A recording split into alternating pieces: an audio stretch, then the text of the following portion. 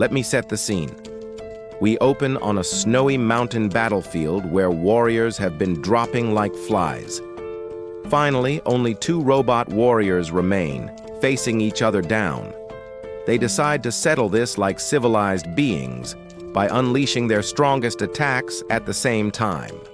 Their swords are about to clash. The moment of truth is here, and then cut to 450 years later.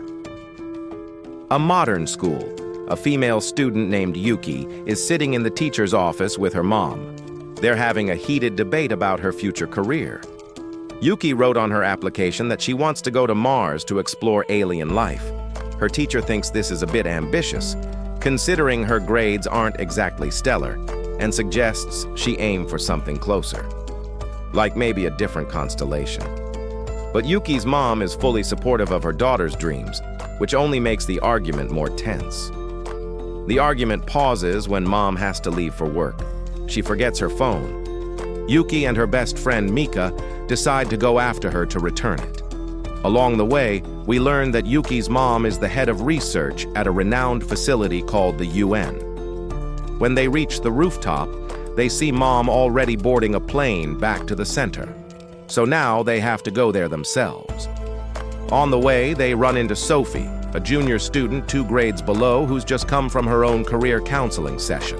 When she hears about Yuki's Mars aspirations, she mocks her and suggests she reconsider her life choices with grades like hers. I'm angry just hearing this, so you can imagine how Yuki feels. Sophie then leaves for the research center, and Yuki tries to ask her to return the phone, but the girl tells her driver to speed off, so now Yuki and Mika have to go there too.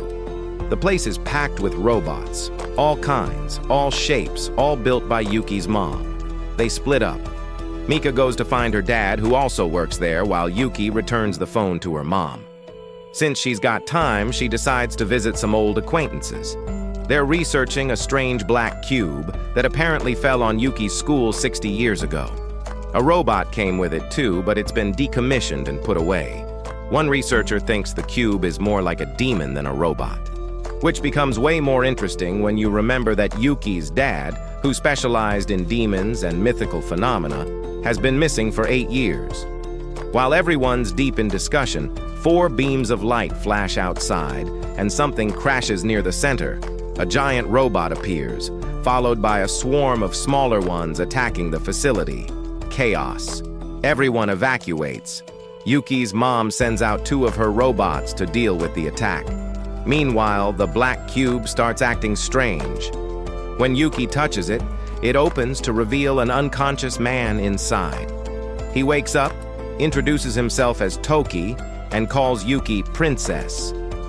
Then he sees the black researcher and immediately draws his sword, assuming he's a demon. Because apparently, that's the first conclusion you jump to.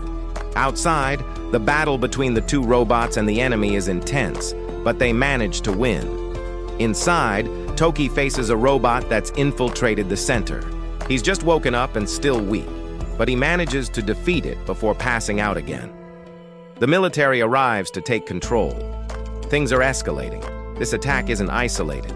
More robots are appearing all over, moving toward unknown targets. Toki gets taken to a holding cell. Yuki's mom tries to interrogate him, but learns nothing beyond his name. She leaves with her colleagues to discuss the situation, leaving Yuki alone to observe him. When she sees him wake up, she sneaks out to approach him. But before she can get there, her mom tries to communicate with him, and Toki overpowers her, breaks free, and grabs Yuki on his way out. They hide in a secluded corner. Toki realizes Yuki isn't the princess he was tasked to protect. When she asks who he really is, he just says he's a lowly soldier assigned to protect her. Yuki's mom mobilizes forces to surround them, but the cube shows up, transforms into a vehicle, and helps them escape. Instead of running outside, Toki follows his instincts underground. They find an area with inactive robots. Toki reveals this is a black robot and he's its owner. They activate it, and Toki senses demons nearby. The yellow robot recognizes his presence. They head straight toward the demons. The army tries to stop the yellow demon, but their weapons are useless against its invisible armor. The command center gets reports about other robots appearing. Just as they're about to order an attack, Yuki's mom calls and tells them not to. It's the black robot, and her daughter is inside.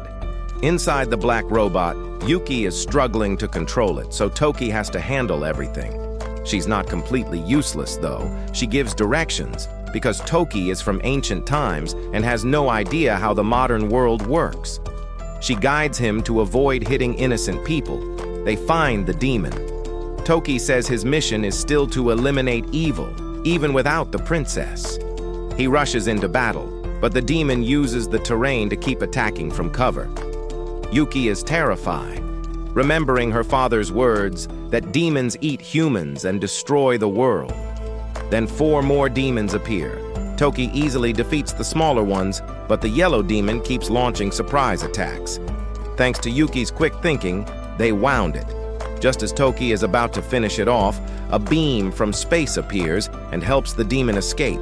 The beam goes to a place that was once the princess's palace, now abandoned for centuries. Toki accepts that he has nothing left except his mission to slay demons. He decides to take Yuki as a hostage. Her mom calls and warns him not to touch her daughter.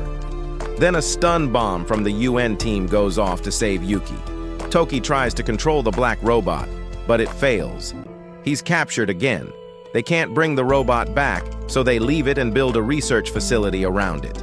In the following days, Toki keeps trying to escape. On one attempt, he runs into Sophie, who easily subdues him, but he gropes her chest to get away. Then he gets collared by the military. Third escape attempt failed. Yuki has to go through constant health checks after the battle. She runs into Mika again, and her little sister Koharu also shows up with their uncle, who's been taking care of them. After talking with Yuki's mom, the uncle decides to talk to Toki. This time, Toki doesn't act out. They have a real conversation. The uncle suggests that if Toki wants them to believe he's a samurai fighting demons, he needs to build trust. Both sides need to understand each other. After that, Toki starts cooperating when people interrogate him. While being escorted one day, he runs into Yuki's little sister wandering around. The soldiers think she's lost and want to take her to her mom, but Toki thinks they're attacking her. So he knocks out the soldiers and escapes. Koharu follows him and leads the way outside. While they're walking, a demon attacks. Toki doesn't have his sword, so he just gets beaten up. Meanwhile, Yuki can't find her sister and goes to the Lost Child Center to make an announcement. Toki runs back to tell her that Koharu has been captured by demons and he needs her help to rescue her. They track Koharu using voice signals. Soldiers show up to recapture Toki, but the cube appears and takes them away. Yuki finds Koharu's location and Toki jumps down to fight. Unfortunately, his sword is 450 years old and worn out. One hit from the demon breaks it in half. Soldiers arrive to support, finish off the demon, and rescue Koharu. Toki notices a cut on a rock that he left behind from his past. He starts accepting that he's no longer in his own era. The uncle comes to talk to him again. Toki feels like he has no reason to live, no princess, no one to protect. The uncle suggests he try living with them. Maybe he'll find a purpose. Then he invites Toki to eat because the guy looks hungry. He takes Toki home. They eat together to welcome him. Yuki made curry. Toki looks at it, thinks it looks like feces, and refuses to eat. But when he sees everyone else eating, he forces himself to try. He can't complain. When he sees Yuki adding chili, he adds as much as possible, turning his face bright red.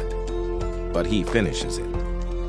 At the research center, they're observing the world situation. Besides the yellow robot, there are 5 more scattered around the world, all searching for something. The black robot still has no pilot who can control it. Back home, Toki is getting used to things. Koharu turns on the TV for him, and he starts getting interested. He hears a noise in the next room and rushes over. It's just Koharu's pet ferret climbing on the vacuum cleaner. Toki thinks it's driving a robot and follows it, but gets outmaneuvered by a ferret. He's dirty, so he decides to take a bath. The uncle brings him clothes and teaches him how to wear underwear. Downstairs, Yuki's mom calls to check in and reminds her to use the collar if Toki tries to run. But he's taking too long in the bath, so Yuki goes to check. He's just finished bathing, and he's not wearing underwear. He proudly shows her that he used her favorite towel as a substitute. She runs away, embarrassed. The next morning, during training, Toki remembers the battle from his past and the princess's departure. At breakfast, the uncle asks Yuki to take Toki on a tour of the city and buy him supplies. She can't refuse. 2 UN agents follow them to make sure nothing happens. They arrive at the shopping district. Toki is amazed by how much the world has changed. While shopping, Yuki gets recognized by reporters because news about her fighting in the black robot has spread. They ask about the robot and her father, making her uncomfortable. She wants to leave, but the reporter keeps pushing. Toki intervenes. They leave, and the agents stop the reporter from following. Toki asks about her father and whether he really researched demons. Yuki explains that 8 years ago, her father publicly announced the existence of demons. No one believed him, so he went to find them himself. Then he disappeared. At school, Yuki was labeled a liar. Toki believes her. He's been fighting demons his whole life. That evening, Yuki takes him to her father's research room and gives him his notebook. Toki learns he's the only survivor of the battle 450 years ago.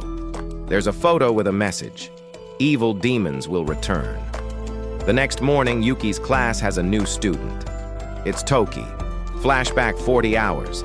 At the research center, Yuki and Toki will be monitored by the military because she's going to be a pilot. Only she and Toki can control the black robot. Their nervous systems are perfectly suited to connect with it. Yuki is appointed as a reserve soldier with the rank of second lieutenant. Toki has sketched the face of the demon her father saw. They're taken to meet the other pilots. Captain Tom, Lieutenant May, Sophie, and finally Toshi. Back at school, Toki is trying to fit in. He doesn't understand Gen Z slang, so Yuki tells him to Google anything he doesn't know. But history is the real problem. A teacher suggests the library. It's the largest in the country, the pride of the school. Toki can learn about any history there. After some time studying, Toki accepts that the samurai era is long gone. The sky is the same, but the world has changed too much. The healthcare teacher, Marina, tells him he can come to the infirmary if he needs anything. Sophie finds him and asks what his purpose is. Toki says it's to complete the unfinished goal of the WBA Clan. Revenge. Sophie is disappointed. The most valuable asset humanity has, the black robot, is being used for something so petty. She leaves. The black robot is being brought back by the military. While studying, Yuki gets an emergency notification. Demons have appeared. Toshi comes to pick them up along with Sophie. Toki doesn't go with Toshi. He uses his cube to carry Yuki. A classmate who secretly likes Yuki follows in his car.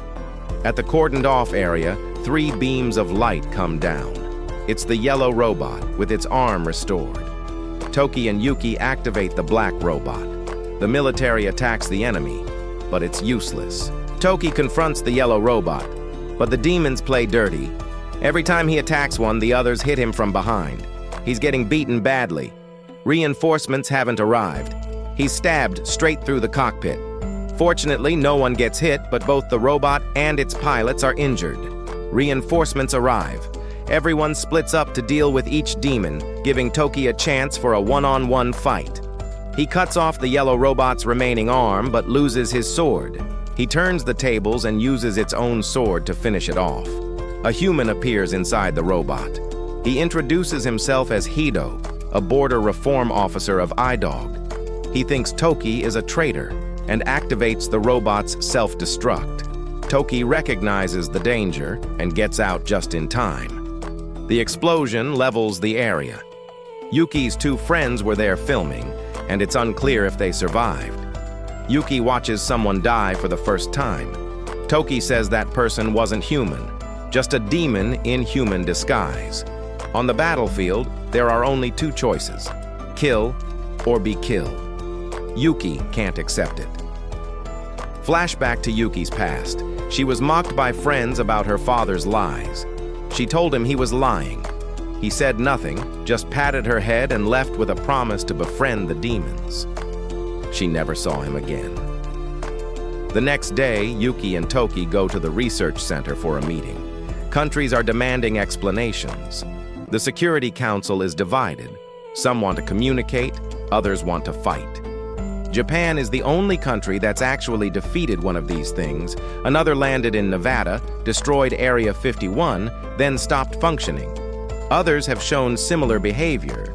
One was defeated by Russia using a nuclear bomb, but was rescued by the mothership and reappeared. According to information, this is the second time demons have come in 450 years. Toki reveals the black robot was stolen from the demons by the princess. Their purpose for coming is still unclear, but they'll keep confronting them. Japan must show the demons they're not easy targets. Yuki doesn't want to fight anymore. She doesn't want to die or watch people die. She leaves. Her mom accepts her decision. Back at school, everyone's talking about Yuki's achievements. The friends of the two missing students show up. They want Yuki's help finding them, but the parents stop them, accepting their children are gone. Sophie tries to encourage Yuki, but it doesn't work. During swimming class, Toki doesn't know how to start a conversation with Yuki. Marina sees his struggle and comes to talk.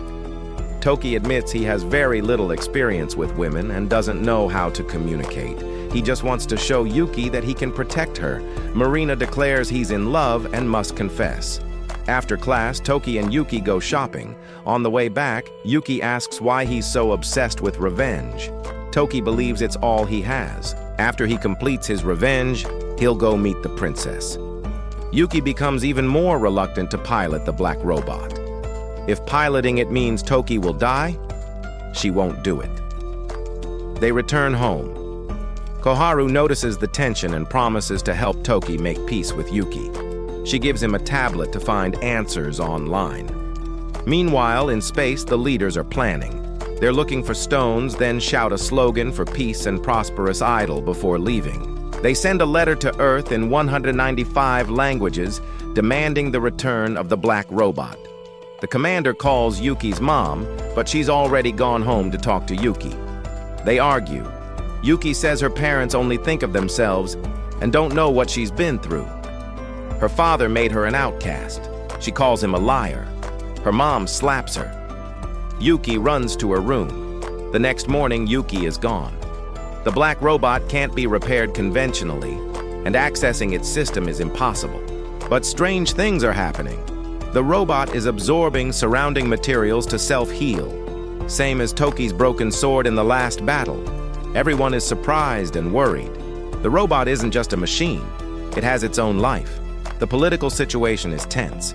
Other countries agreed to return the black robot, but Japan refuses. They need to understand the demon's intentions before taking action. All efforts are focused on protecting the research center. Koharu calls to report Yuki missing. Toki searches and only finds her phone. Yuki went to Mika's house to escape everything. Mika worries for her, suggesting she return to pilot the black robot and protect the world. Yuki refuses. She doesn't want to face those risks anymore. Yuki's mom calls the homeroom teacher, but he's busy and only promises to help as much as he can. He sighs, realizing his class is full of children with unusual circumstances. The two missing students return to school safely. Toki returns without finding Yuki. The uncle advises everyone to stay calm. Yuki will come back when she's hungry. Koharu gives Toki suggestions on how to make peace. He prepares to go to school, hoping to talk to her. When everyone leaves, Yuki quietly returns home to clean up. At school, the two friends who returned get lectured by teachers and parents. They learn Yuki is missing. Toki asks Mika about her, but she avoids answering. Sophie suggests Yuki doesn't need to agree to pilot the black robot.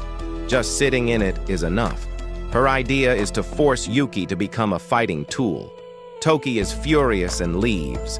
On the way back, Toki gets a report from a citizen who saw a demon. Police think it's a bear, but the citizen insists no bear has horns. At the command center, they receive 10 similar reports. The commander orders increased investigation and security around the research center. A robot from North America has returned to the mothership carrying something. If Yuki stays missing, Earth could be in greater danger. Toki discovers Yuki's father's diary is missing. The uncle says Yuki went to Kiri Valley. She said she was going with Toki, so he didn't stop her. Toki borrows a neighbor's horse and goes after her.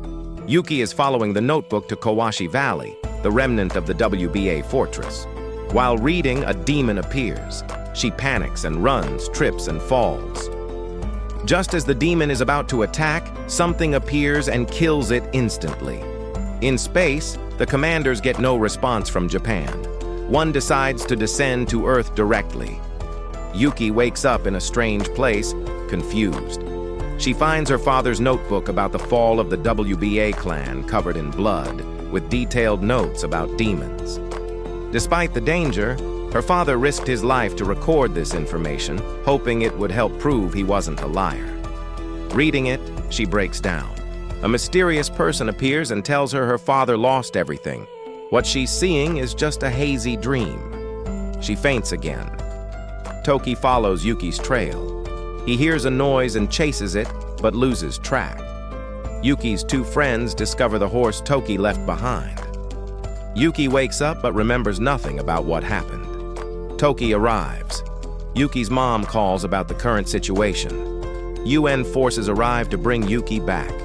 Toki prepares for the upcoming battle. This time, he decides to fight alone, so no one else has to die. Yuki stops him. He can't just appear and disappear from her life like that. If he leaves, she'll carry guilt forever. It's not that she doesn't want to pilot the black robot. Everyone just gives her orders without ever asking politely or requesting her help. Toki bows his head and begs for her help. Yuki agrees. The classmate who likes Yuki is determined to outdo Toki by becoming an excellent fighter pilot. The only one sad is the neighbor who lost his horse. Toki and Yuki change clothes and enter the black robot. Yuki is terrified but decides she won't run away anymore. Toki promises to protect her with his life. They head to the battlefield. The demons play their gang-up game again. The green one with 4 arms creates problems. Their mission is to hold them off until reinforcements arrive. The launch pad overloaded after launching the black robot. Toki gets restrained, and a spaceship starts pulling him up. The commander orders anti-ship missiles to stop him. Dangerous, but the only choice. The missiles bring him back safely. Toki continues fighting the green demon. The demons try to gang up, but reinforcements arrive. The green one climbs high and slashes down randomly. Yuki senses the black robot is in pain, but finds a way to cope. Her plan: lure the green demon to a cliff, where its weight will collapse it. It works. Toki finishes it off. An alien appears inside the robot. Instead of self-destructing, he surrenders. He's taken to the research center for investigation. His weapon is analyzed. Its material is identical to Toki's. The alien is found to be no different from a normal person, except for a neural interface on his neck. He calls himself Fani, a border reformer in the Jazon Rico team of Idog. His planet has absolute power, and his mission is to bring prosperity to planets with civilization, which means Earth must submit to their rule. The weak must obey the strong. At school, Toki can't stop thinking about Fani. He feels there's something he knows but hasn't revealed. He wants to meet him to find out more. During interrogation, Fani reveals why he wants the black robot: to find the remaining clues of his old group. 450 years ago, his team came to Earth. Things called joints they built were lost in an accident. Now they're looking for all the pieces. The old group was destroyed before completing their mission. When asked who did it, Fani refuses to answer. He requests to meet Toki. Toki is taken for interrogation. He recounts what happened 450 years ago. Shooting stars fell from the sky. A troop appeared near the meteorites, looting and killing. On the day of the princess's wedding, they attacked. The princess disappeared. When Toki arrived, chaos. He saw their faces and knew they were demons. The leader kidnapped the princess. Toki was beaten near death. The WBA stronghold collapsed. He woke up to the princess standing in front of him. He promised to protect her. They cut their hands and swore their blood would flow into the square, activating the black robot. They fought together until a demon self-destructed. They couldn't avoid the explosion. While Toki tells this story, Fani breaks his hand to escape handcuffs, retrieves his armor, and calls his robot. The commander gets the news. Chaos. Yuki runs out and gets taken hostage. Fani's robot throws its sword into the command center, disrupting the system. Toki gets his sword and runs to save Yuki. The robot breaks into the facility. Tom and Sophie rush out to confront it. Fani leads Yuki to the black robot, killing anyone in his way. When they reach it, he doesn't stop. He goes to where the joint stones were excavated. After finding what he needs, he takes Yuki back to the black robot. He realizes it takes two people to activate, so he plans to break Yuki's connection with Toki. Toki arrives. Fani uses Yuki as a hostage, but she escapes. Toki fights him. Fani is convinced Toki must be one of his kind. Only his species can control dark energy. Toki insists he's human, not a demon.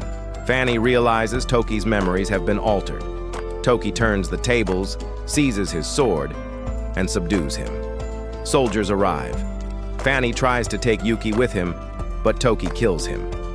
After killing Fani, Toki is scared and uneasy. It's the first time he's killed a human-like creature. Yuki hugs him to calm him down. Fani's robot stops functioning. UN representatives regret they couldn't get more information. The doctor is pleased. He gets to dissect Fani's body. Toki thinks about Fani's words. The uncle and Yuki's siblings encourage him, helping him overcome his guilt. The next day, Yuki and Toki go to Kawashi Valley to find the demon who helped Yuki. They find only empty land. The entire area has been relocated. All traces of the underground chamber are gone. In space, the Idog commander decides he and his subordinates will carry out the next mission themselves. Summer arrives. The homeroom teacher reminds students that this is their final year. Summer will determine their future. Yuki needs to work harder. Her scores are even lower than Toki's when he first entered school. Mika asks Yuki about her summer plans. She's attending a pilot training course to protect herself. At the research center, training begins. Akagi joins thanks to his father working there. Under Tom's training, most pass easily. Only Akagi and Yuki lag behind. Akagi dislocates his leg and can't continue. Yuki is so exhausted she can't eat. May and Sophie help her relax. May uses a special method to help her body recover. The next morning, while everyone else trains, Yuki and Toki attend summer school under Toshi's guidance. Despite his gangster appearance, he's excellent at everything. After lessons, they're trained in shooting. Sophie hits the bullseye. Yuki closes her eyes and shoots wildly. Toki uses his sword to destroy targets with precision. Day after day, they train. While Yuki rests, Tom and May test new water-walking technology on the robot. It's not perfected. The robot only walks a few steps before sinking. Yuki wonders what Mika is doing. Sophie tells her there's Wi-Fi. Mika is participating in a cosplay festival. Toki thinks the festival doesn't align with tradition, but still takes photos. After many days, Yuki gets used to the pace and learns necessary skills. In the command room, Yuki's mother removes Toki's restraining collar as a reward for his progress. That afternoon, Yuki returns Toki's sword. Before giving it back, she wants to make sure it doesn't exist to bring death to him. She removes his collar. Another robot invades. This time there's only one, quickly subdued. But it flees when the situation turns unfavorable. It has excellent camouflage abilities, making it hard to track. Back at school, everyone plans the cultural festival. Both classes agree on combat robots as the theme. Yuki, Toki, and Sophie return to the research center to find a speaker. Tom agrees immediately. He's confident in his debating skills. May stops them for more water walking tests. They invite the black researchers, but they're busy. Yuki considers inviting her mom, but even her subordinates are busy. They decide to speak themselves. Toki and Yuki drive to buy food. The homeroom teacher stops them, asking people to take their cube back. News about the combat robot talk spreads. A suspicious person catches wind. The cultural festival arrives. Before the talk, Mika suggests Yuki and Toki walk around to enjoy the booths. Akagi wants to go, but Mika stops him. They play games, and Yuki realizes how important the festival is for relieving pressure. Yuki asks Toki what he'll do after completing his revenge. He doesn't have an answer. She wants him to have one soon. She wants to participate in the festival with him again. While the search team hunts the hidden robot, they find an unidentified object. At school, Yuki takes photos. While she chooses outfits, Toki is still uncertain about his future. When Yuki finishes, Toki is surprised. She looks extremely similar to the princess. Sophie reminds them it's time for the talk. The MC friend stumbles over his words. Mika replaces him. She asks questions about Idog. During the program, the suspicious person appears. Without a word, he attacks Yuki. Toki fights but freezes when he sees the attacker. It's the princess, the person he's been trying to protect and avenge. In that moment of confusion, she stabs him. She's about to attack again when a mysterious person blocks her. Panic. Everyone runs. Toshi helps, but Yuki is in shock. Sophie slaps her to snap her out of it. Akagi takes Toki for treatment. The princess sees Toki leaving and tries to stop him, but the mysterious person and Toshi hold her off. The army arrives. The princess flees. Mika brings Marina, the medical teacher. Marina is afraid of blood, truly hopeless. The homeroom teacher replaces her to stop the bleeding. Yuki calls the UN for help. The princess is still being chased by the mysterious person and the army. Akagi's friend runs to film. The princess targets him. A soldier blocks the attack and is seriously injured. Journalists are reckless. The princess goes to the helicopter taking Toki for treatment.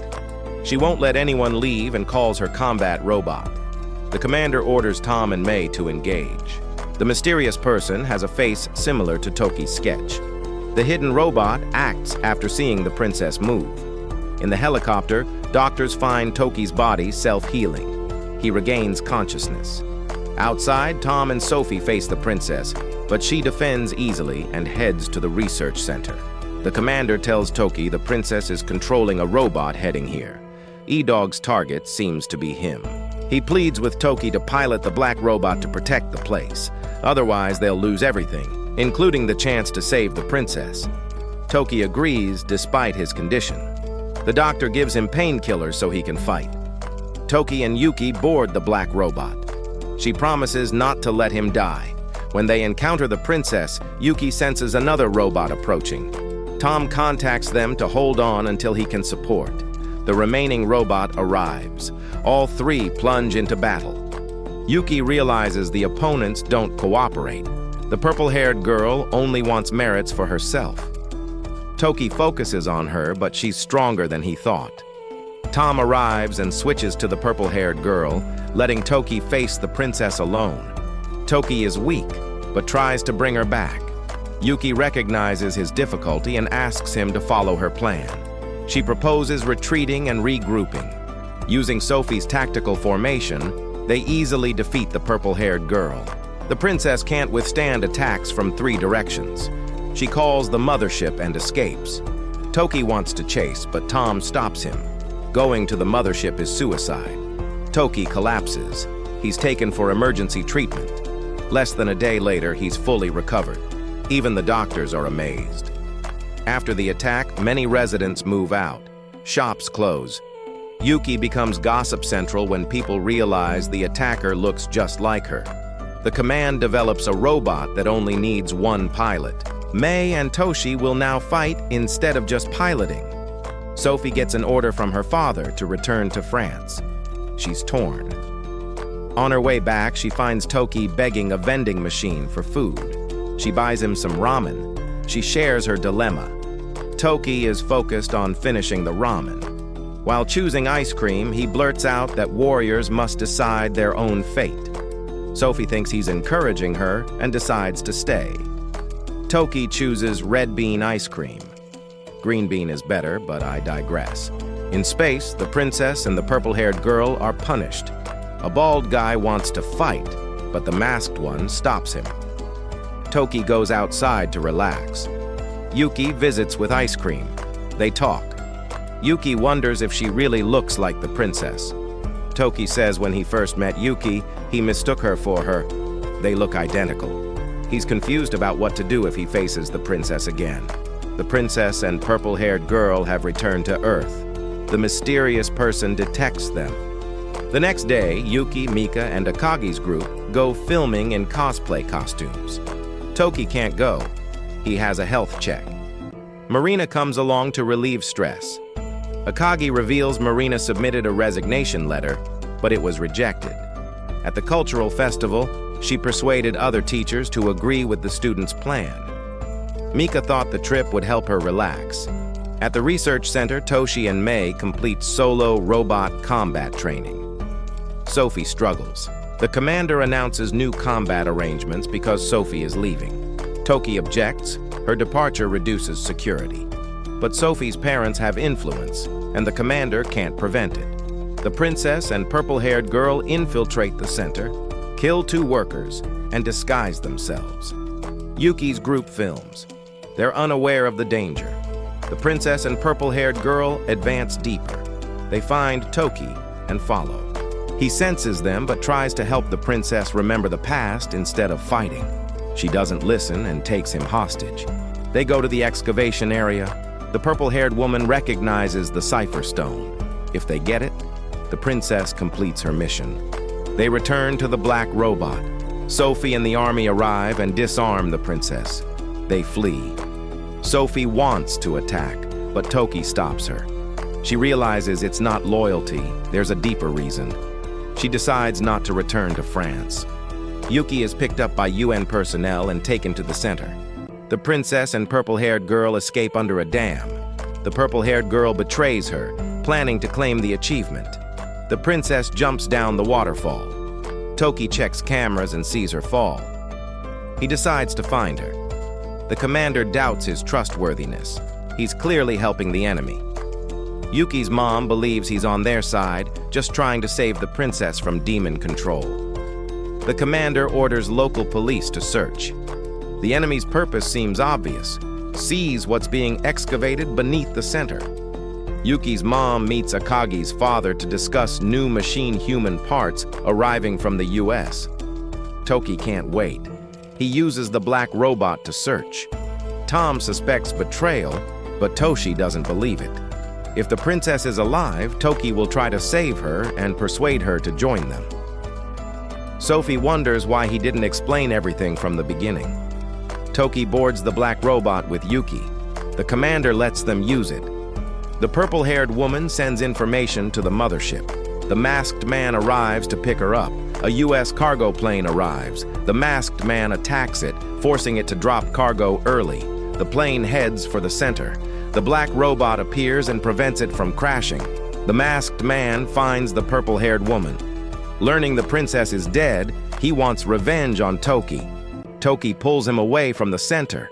The masked man pulls him into the sky, where dark clouds prevent attack.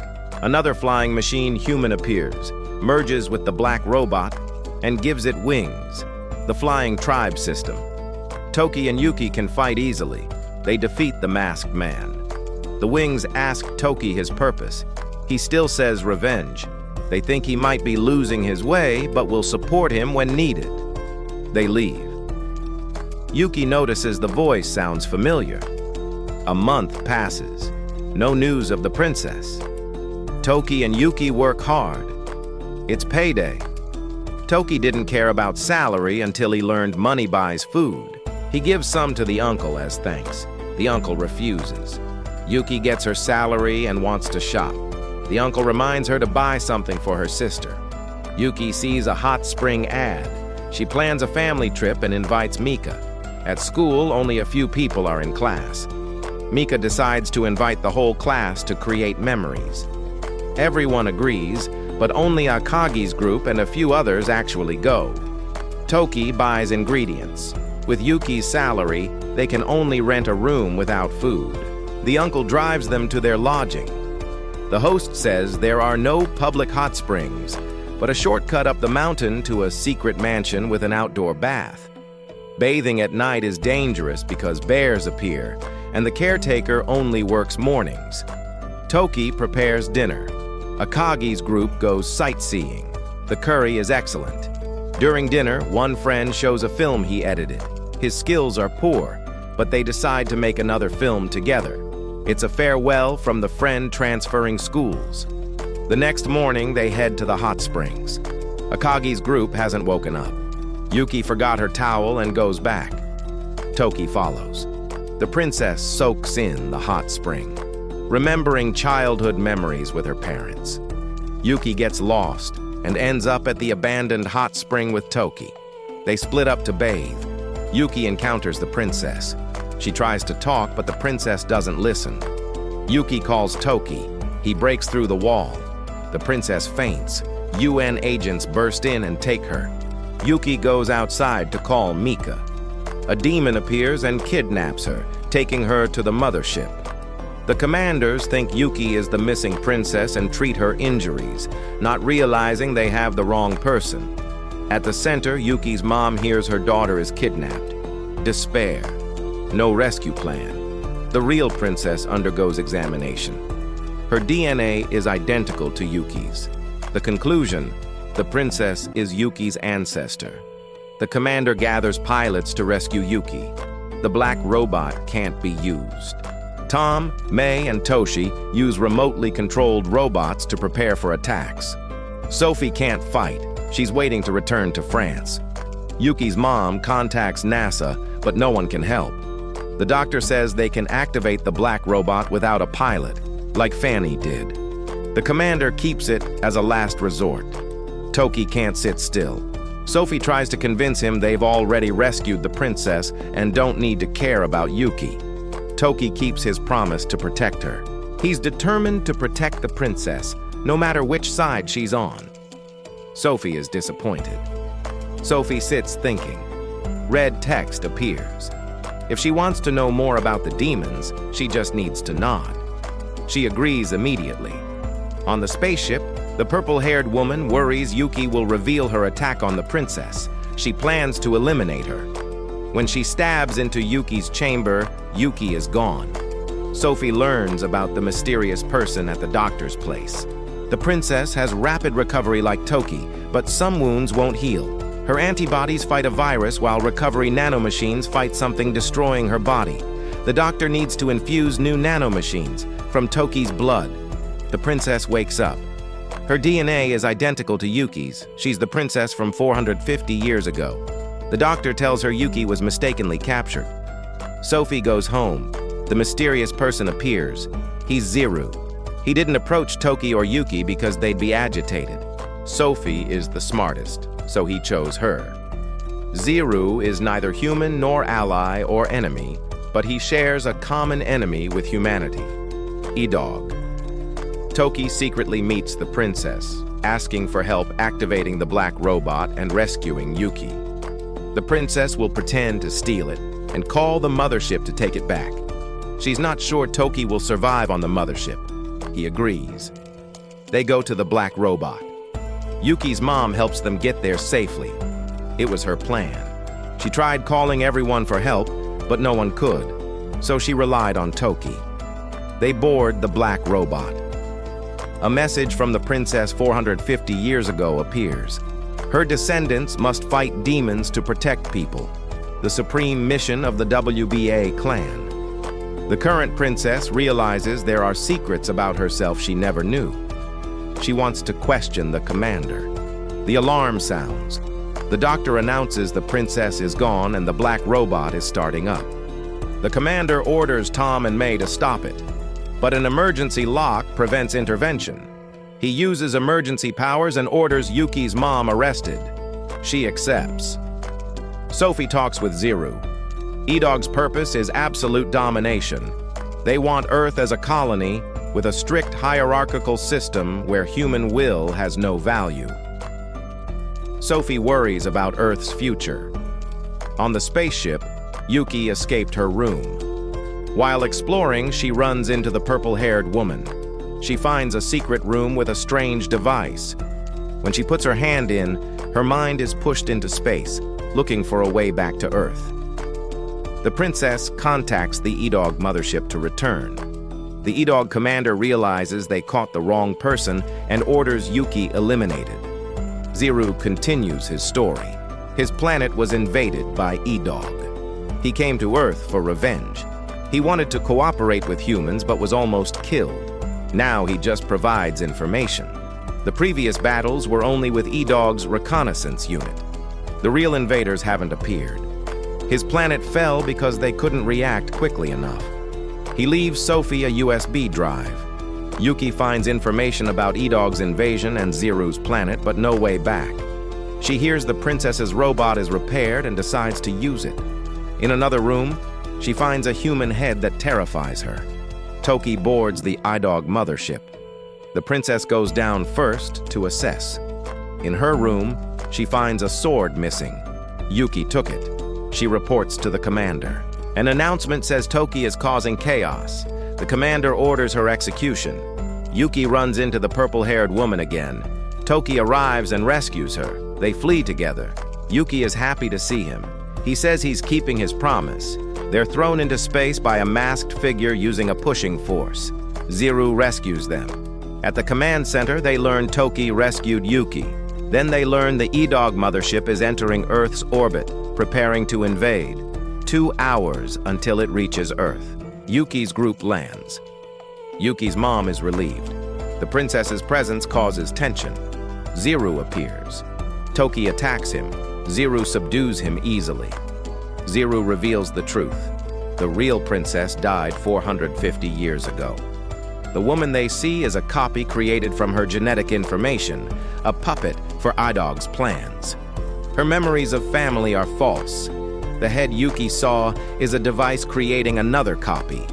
Idog creates loyal subjects by implanting false memories.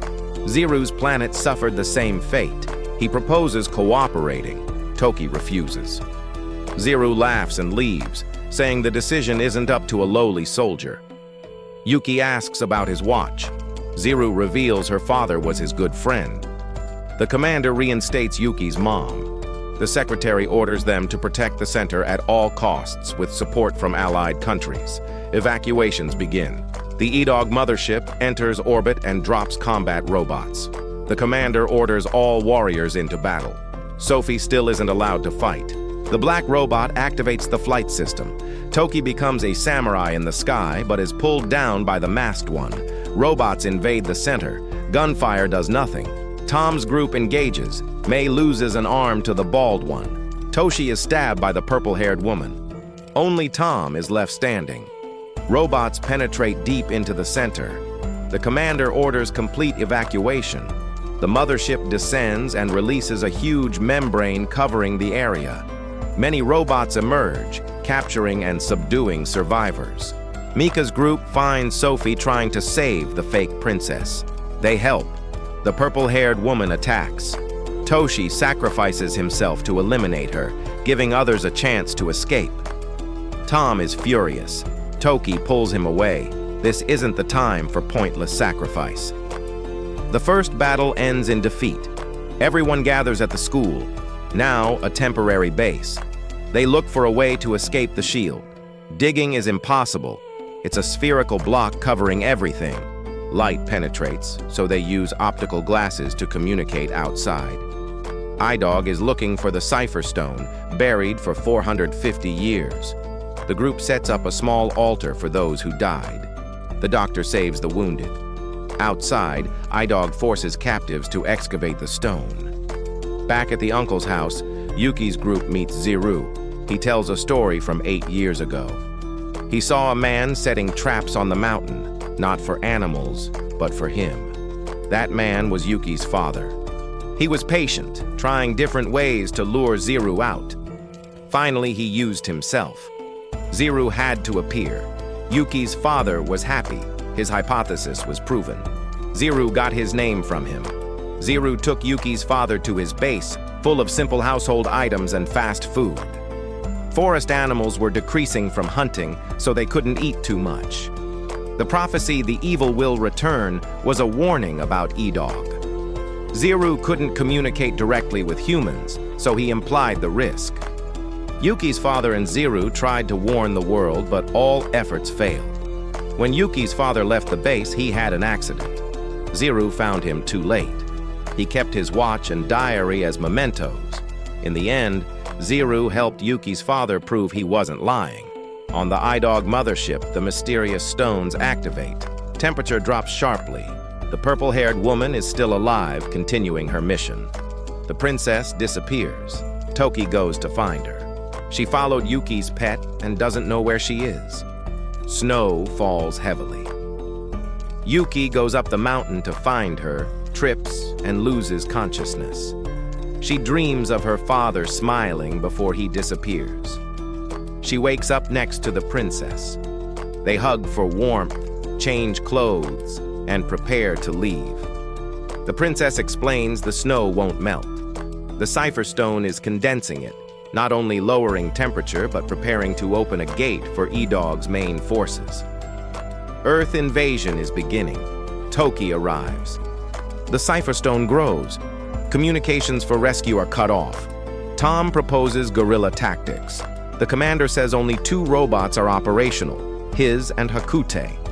May adds there's the princess's robot, but it fell into a ravine when the mothership appeared. Retrieving it is extremely difficult. The commander advises not giving up hope. At the school, Yuki's group gathers with the princess. People avoid them, afraid of being associated with her. The homeroom teacher tells an inspiring story to boost spirits. Toki goes to counseling with the teacher. He wants to be a samurai. The teacher thinks that profession can't feed a stomach in these times. One day, Toki will find something only he can do. There will be difficult times, but with determination, everything will be all right. Most importantly, never lose yourself. Toki's group has dinner. The princess tastes earth food for the first time and finds it delicious. She devours 3 plates. Before, she only ate tasteless cubes. Yuki hopes she'll stay on Earth after everything is over. There are many wonderful things waiting. The princess feels empty inside. Marina gives sincere advice, helping her calm down. They return to the classroom. Akagi's friend finished a new film script based on ideas from the hot spring trip. They decide to film immediately. Other students want to participate. The whole class prepares a film about samurai zombies playing baseball. The princess doesn't understand why they're doing this when war is about to break out. Toki explains it's also preparation for battle, helping everyone relax before intense challenges. Filming begins. Tom disguises as a terrorist. May plays Bruce Lee and kicks him. Everyone laughs, including the princess. A small moment of peace before the storm. After reflecting on truths about herself, the princess proposes cooperating. She's ready to fight, not only to protect Earth, but to learn about herself. The commander agrees. The shard being raised intensifies the atmosphere. Everyone prepares for the decisive battle. Before battle, Toki wants Yuki to trust him with her life. She refuses. He promises to return her life after everything is over. She agrees. Toki answers the question she asked before. After avenging the princess, what will he do? He declares he's decided to marry her. She blushes. Everyone hears. Spirits lifted. They set out. Warriors head to the Idog mothership. The black robot battles 3 enemy commanders, buying time for everyone to infiltrate through a tunnel. Tom, bitter about Toshi's death, wants revenge. Sophie attacks from above, creating chaos. Zero activates the support system to help Toki. The purple-haired woman appears to attack Sophie. The princess emerges from underwater and battles her. Old grudges settle. The group's commander infiltrates the control center. Yuki's mom uses Ziru's USB. The data matches the mothership system. The commander orders Tom and Ziru to the basement to find Fani's robot. Sophie struggles in battle. Bombs explode. It's Toshi, alive. His return brings joy. Tom reaches the robot. Ziru warns linking with it means no longer being human. Tom doesn't care. After watching his comrades die, nothing matters. He asks Ziru to complete the linking. The princess fights the purple-haired woman. Toshi appears and stabs her leg, helping the princess end it. The masked man wants revenge. Toki battles him in the air but is outmatched. Sophie tells Toki to fly to the research center and lure him. She uses the launcher to destroy one of his wings. Toki defeats him. The bald man is activated by the Idog commander's giant system, becoming larger and more powerful. Tom supports. Yuki devises a plan. Hold off the swords and she'll handle the rest. Sophie sacrifices her robot to keep the sword. Yuki uses the spear to finish the bald man. The Idog commander runs to the mothership to accelerate the invasion. Toki and the princess chase. Yuki is shocked after killing someone with her own hands. Toki stays to comfort her. Ziru appears and delivers a fatal blow to the commander. He releases a mind control bug into his ear, ordering him to stop activating the shard. They interrogate the commander. Idog's goal is to eliminate potential threats. He doesn't know Idog's location. If this invasion fails, another army will come at normal speed, about 224 evolution cycles. Ziru asks about his home planet. The invasion is only 80% complete because his species fought hard. They're establishing an intergalactic alliance to take back what Idog took. Ziru is overjoyed. The princess asks about herself. Idog had plans to copy species from planets they invade. After invasion, all copies, including her, would be destroyed. She understands more about her identity. Humanity decides not to join the intergalactic alliance. They destroy the shard to stop Idog. Countries begin an arms race to prepare for potential invasion. Ziru tells Yuki what happened to Toki 450 years ago. Ziru and his team were stopping Idog's invasion. An Idog ship rushed toward Earth at high speed. Ziru's group crashed into it. Surviving Idog members fell to Earth with the shard. Ziru's group followed to continue fighting. After fierce battles, their pilots decreased. Ziru needed more allies. In an attack on Idog's mothership, he rescued those controlled by bugs. Only the princess and Toki survived. The princess agreed to fight to protect her descendants. Neither could escape the explosion. The princess sacrificed herself. Toki fell into hibernation. Toki thanks Ziru for another chance to fight. The princess undergoes surveillance by the United Nations. Toki and Yuki visit. Her condition is bad. The doctor injected her with power-suppressing drugs in case she betrays them. Toki is angry and tries to take her away. The doctor injects him too. He loses his ability to fight. Yuki returns home. Her mom was fired after the previous incident. She wants to take the family on vacation. Yuki wants to invite Toki. Her mom advises forgetting him. That night, Toki invites Yuki out the next day. They have a fun day together.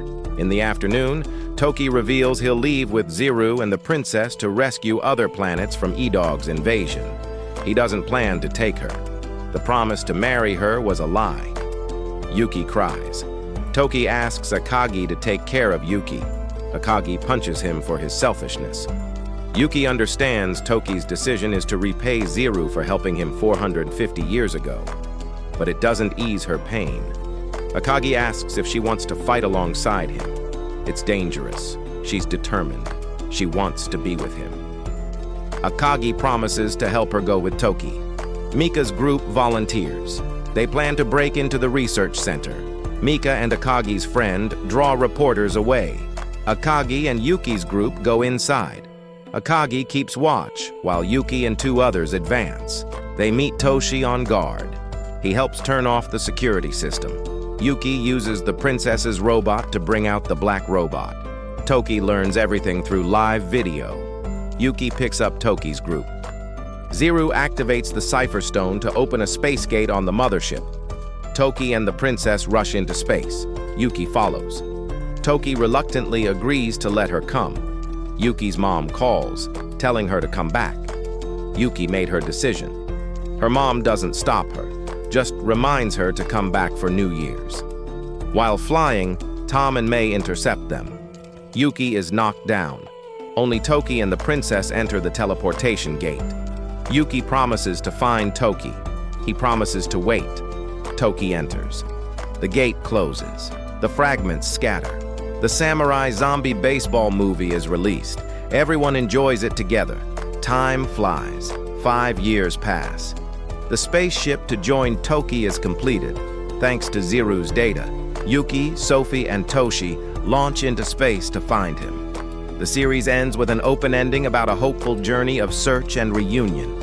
If you made it this far and want more deep dives into anime that actually respect your intelligence, hit that subscribe button and ring the bell for Curious Nerd. We break down the smartest strategies, the craziest plots, and everything in between. Thanks for watching.